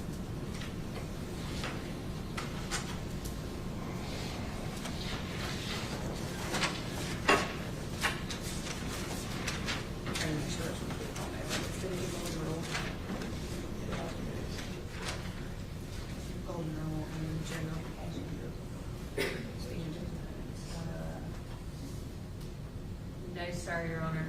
All right. By the defense. No, Any Your further Honor. motions? Did you want to argue the motion to transfer to youth court now? Your Honor, I would, if I'll go to the podium. We have filed our motion. We think that it would be in Carly's best interest, it'd be in the best interest of justice. We filed the motion some time ago. We know we have a trial date coming up, but we'd ask the court if we could transfer the case to youth court in the interest of justice. Response by the state other than your written response? Our written response, Your Honor, and just for judicial notice, the youth court prosecutor, Corey Garber, is still present in the courtroom. Just would like to, if the court would like to hear from him on whether or not the youth court would be interested in entertaining Ms. Gregg there. It's your motion. Do you want to call the witness or not? It's not my motion, Your Honor, it's the defendant's motion. Well, that's your response. Oh, sure. If you want to call, I'm not calling. the Sure, Your witness. Honor. I'm The judge. court, the state calls Corey Garber.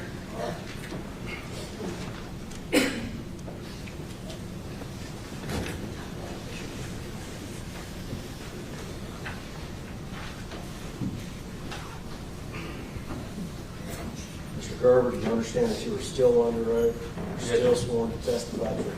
Yes, Your Honor.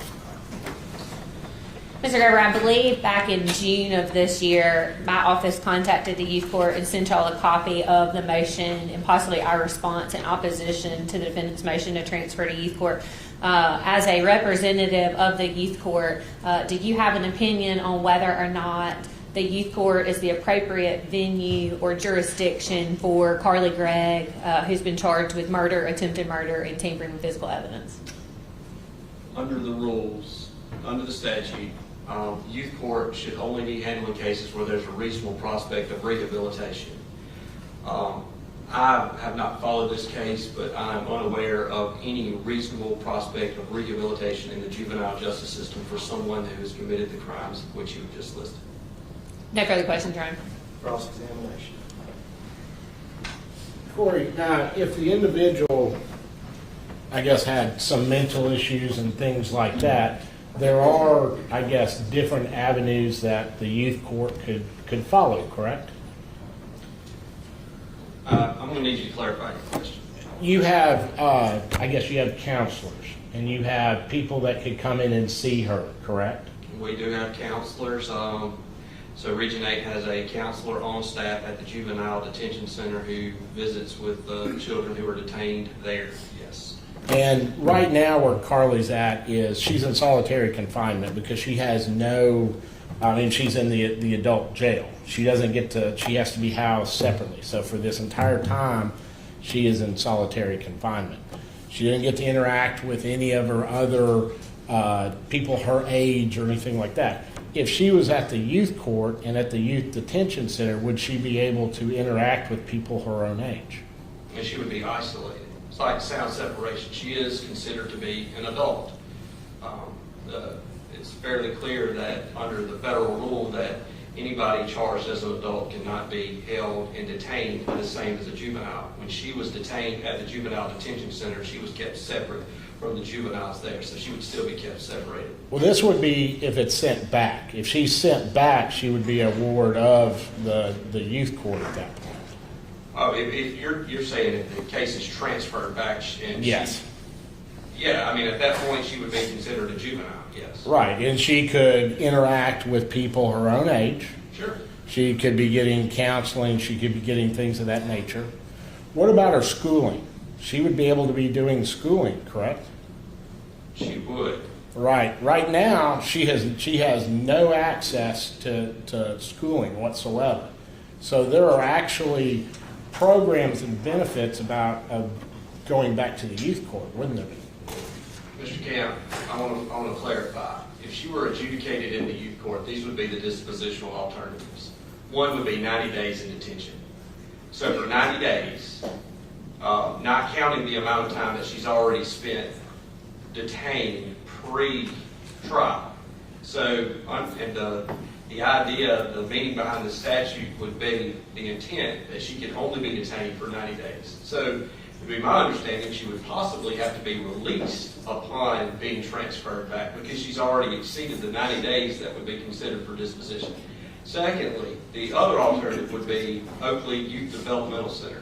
The average stay at Oakley is 6 months, 6 to 9 months, to which she would be released on parole, all of which she could receive some type of counseling, yes. The question is going to be, is that counseling is Oakley Developmental Center or is the 90-day stay in the juvenile detention center enough to rehabilitate for purposes of the acts that are alleged? My opinion is no.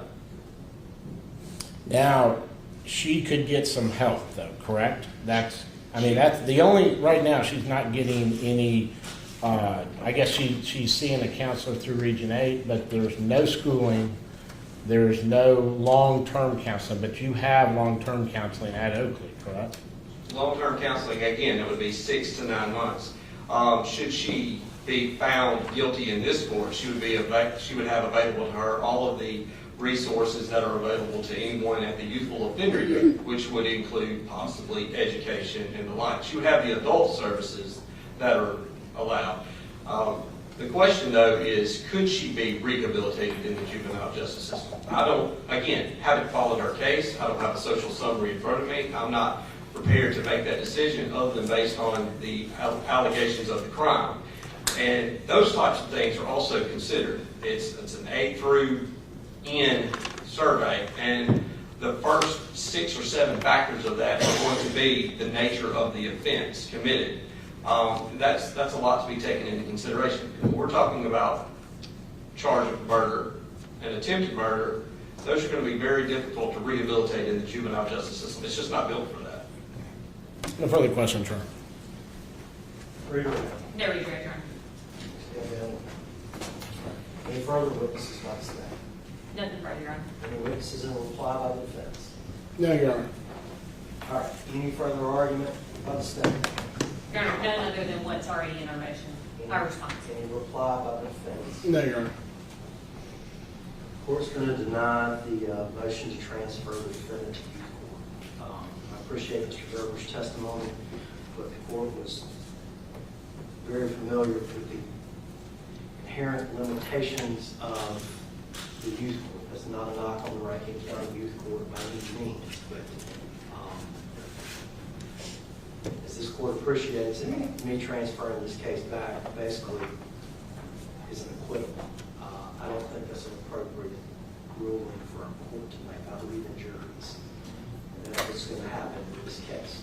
The jury of this community is going to make the decision whether or not to acquit her, whether or not the homicide is justifiable or excusable, or whether or not the state can prove that beyond a reasonable doubt. Those are not questions for a judge. That is a question for the jury. This court will not stand in the way of the jury. All right. State's to give me an order denying the motion transfer back to youth court. All right. We will reconvene here this Friday morning, September 13th, unless I receive order from the state that no motions are necessary and you're prepared to proceed to trial, or notification to that effect, all right? We'll be back here this Friday morning, September 13th at 9 a.m. Defendant will remain in custody. See y'all back there. And, Your Honor, we have one issue that we'd like to take up in chambers with you if we could.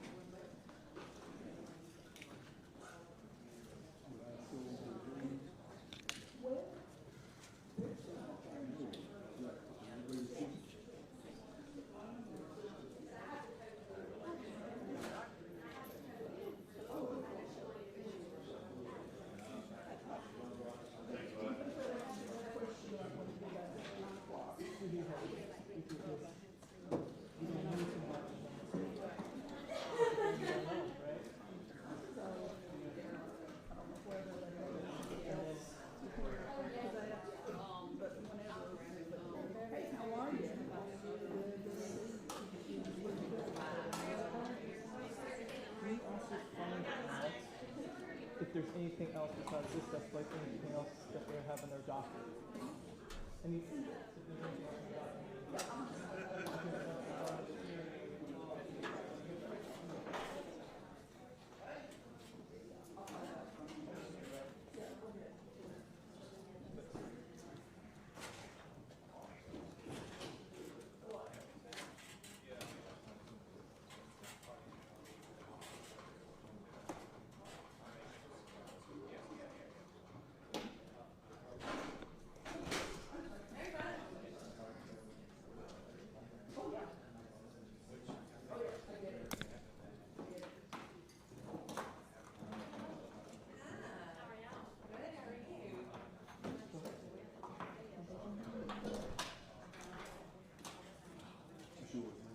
I can sit right there.